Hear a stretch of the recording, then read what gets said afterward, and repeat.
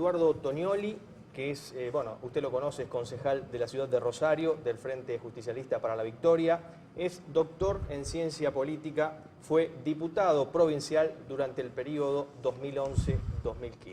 Le damos la bienvenida, gracias por estar acá. Gracias a usted por la invitación, como siempre. Bueno, Eduardo, el domingo hay elecciones internas del Partido Justicialista en el departamento Rosario. Hay algunos gremios que ya dijeron apoyamos a Eduardo Tonioli. Sí, en realidad no solo apoyan, sino que participan de esta lista. Unos 13 secretarios y secretarias generales de gremio forman parte no solo de la lista de congresales, sino de la lista departamental del movimiento sindical rosarino, básicamente, y de la CGT. Es una lista que además está compuesta por dirigentes sociales, dirigentes vecinalistas, hombres reconocidos en el peronismo como Lalino Ortolani, un dirigente vecinal de Empalme Granero, muy respetado por todas las generaciones siguientes, la nuestra también. Y además, fundamentalmente, un gran acompañamiento de la juventud, ¿no? La única lista de juventud peronista que se ha presentado y que no va a tener interna porque la otra lista no presentó una acompañándola, es la que nos acompaña. Y tiene que ver un poco con la dinámica del peronismo también de estos años, donde hay una gran militancia juvenil y con el perfil político, el perfil ideológico también tiene esta lista, que está compuesta por sectores políticos. Durante estos últimos años hemos acompañado el proyecto nacional y que en las elecciones del año pasado, tanto en octubre como en noviembre, tuvimos la claridad de que debíamos acompañar, militar fuertemente la candidatura de Daniel Scioli en previsión de lo que podía suceder, que en realidad dijeron, frente a todas esas prevenciones que hicimos públicas, que era la campaña del miedo. Nosotros creemos hoy que nos quedamos cortos con lo que está sucediendo en la Argentina, ¿no? Con las medidas regresivas que se han tomado. Y el peronismo tiene que discutir precisamente eso, cómo se va a parar de cara a esto. Y hay posiciones que a veces son bastante disímiles, ¿no? Frente a esta situación. Ahora, ¿hay un debate interno sobre cómo construir una mejor oposición? Sí, claro, a eso me refería precisamente. Yo tengo para mí, y creo que es un poco la dinámica y el planteo que hemos hecho en esta interna, que el peronismo tiene dos tareas fundamentales como oposición política. Estamos hablando a nivel nacional, pero puede traducirse también a nivel provincial y municipal con características distintas, porque el adversario en el poder en todo caso tiene también características distintas, aunque en algunos puntos hay puntos de encuentro. Pero creemos que nacionalmente el rol que debe cumplir el peronismo es doble. Por un lado, y por eso es buena la referencia que hacías a los gremios, acompañar la conflictividad social, acompañar a aquellos sectores desfavorecidos por este régimen liberal, por estas políticas de reendeudamiento nacional, por estas políticas de cesantías en el sector público y de despidos también en el sector privado, del sector empresario, que se ven con las manos libres si nos encontramos con que el secretario de Comercio Interior es el dueño de La Anónima, por ejemplo, de una gran cadena de supermercados. Evidentemente los empresarios van a sentir que gobiernan lo suyo y en algunos casos van a sentir total libertad para llevar adelante políticas de despido. Por eso venimos proponiendo nacionalmente una ley antidespido durante al menos 6 meses para que esto no suceda, para que se pueda poner un límite, un tope. Decía, por un lado, este planteo, acompañar fuertemente la movilización popular, acompañar el conflicto social, el movimiento obrero organizado, a todos aquellos que sufren las consecuencias de estas políticas, a los pequeños comerciantes, pequeños empresarios que sufren los tarifazos, la energía eléctrica, en el gas, que dentro de poco van a tener que empezar a cerrar y ya están cerrando en algunos casos.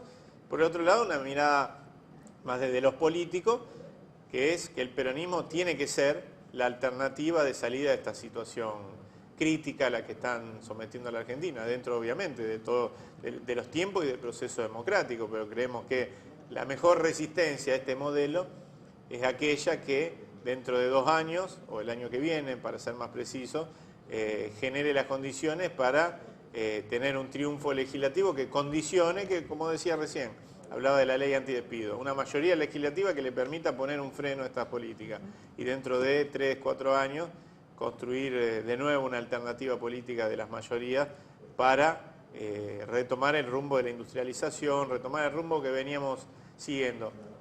Que tenía errores, seguramente tenía errores, que había que corregirlos, miles de correcciones había que hacer, pero tuvimos claro cuando acompañamos a Scioli que lo que él señalaba era lo correcto. Las correcciones que había que hacer en la macroeconomía debían hacerse ampliando y ensanchando la base económica, la actividad económica y no enfriando la economía como sucede ahora, ¿no? Como decía el compañero Agustín Rossi, ¿no?, que la oposición está para marcar los errores y marcar al oficialismo lo que está mal. A nivel local, bueno, hoy la oposición también fue protagonista esta semana en el Consejo Municipal. Hablábamos antes del tema del transporte, que fue protagonista en los diarios, bueno, y en la semana de hoy. ¿Cómo vivió la oposición este aumento que finalmente salió con 8 pesos? Sí, primero decir que es un aumento que va a tener dos consecuencias malas para los rosarinos, sobre todo para los trabajadores, para los estudiantes, que son los principales usuarios del sistema de transporte público. Una es de carácter social. El boleto de ese precio es un boleto que para algunos sectores resulta muy oneroso, ¿no es cierto? Y la otra es de sostenimiento del sistema. Esto va a generar que siga la lógica instalada de hace 20 años en el sistema de transporte de Rosario, donde en esos 20 años se perdió, estos son datos oficiales, 40% de usuarios se perdieron y 40% en la frecuencia. Es decir, se perdió calidad, se perdieron cantidad de usuarios y las dos cosas van de la mano. Lo que va a suceder ahora es, frente a este aumento, van a bajar más usuarios del sistema de transporte y vamos a seguir teniendo un déficit eterno en la materia. Hicimos un intento, no fue un intento caprichoso, utilizamos la herramienta que es el quórum para frenar el aumento que el Frente Progresista, que el socialismo y el PRO habían acordado y que finalmente, que lamentablemente salió aprobado porque, bueno, no pudimos, no supimos y el oficialismo terminó consiguiendo el quórum, ¿no es cierto?, finalmente, vulnerando la política que habíamos llevado adelante. Nuestro objetivo era, primero, plantear un boleto a 7 pesos. Hicimos las propuestas correspondientes para que esto pudiera ser así, que el aporte extraordinario que iba a hacer el gobernador fuera directamente al Fondo Municipal de Transporte y no a la renovación de flota. La renovación de flota la pagamos cada vez que subimos un colectivo, no debe sacarse de ese fondo excepcional, sino que sea aportado a rebajar el boleto, que se espere la aprobación en la legislatura dentro de muy poco de la duplicación. Recién escuchaba a Clara García, pero nosotros creemos que debe duplicarse el porcentaje del impuesto al sello que impacta en el fondo compensador provincial. Con eso logramos un boleto de 7 pesos, de acá hasta fin de año. El oficialismo rechazó esa propuesta. Hicimos una batería de propuestas de engrosamiento del fondo municipal, tampoco lo aceptó, a 7,50. Bueno, finalmente buscó los votos por otro lado, pero creo que la pelea fue válida.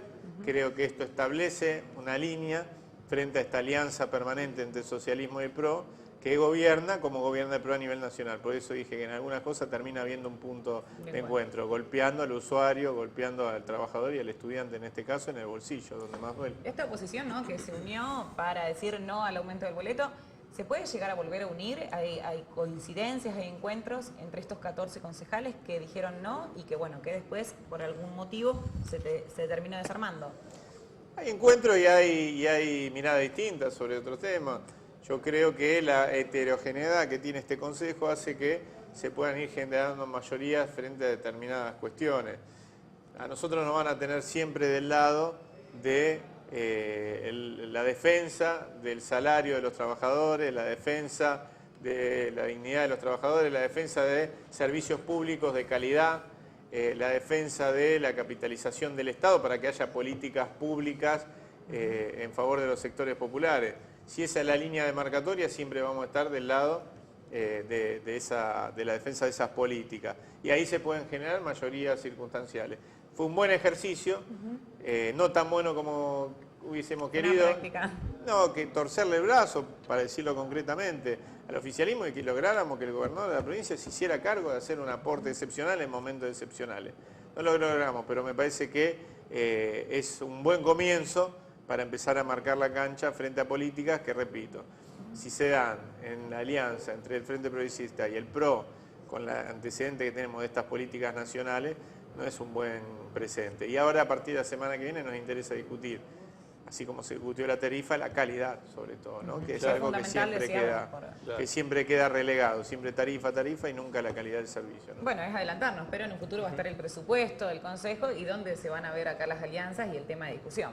Exactamente, es una lucha semana a semana de alineamiento en función de esa heterogeneidad a la que hacía referencia, ¿no? Tonioli, lamentablemente se nos ha terminado el tiempo, ha sido un gusto, muchas gracias por haber estado aquí, abiertas. Bueno, Muchas gracias.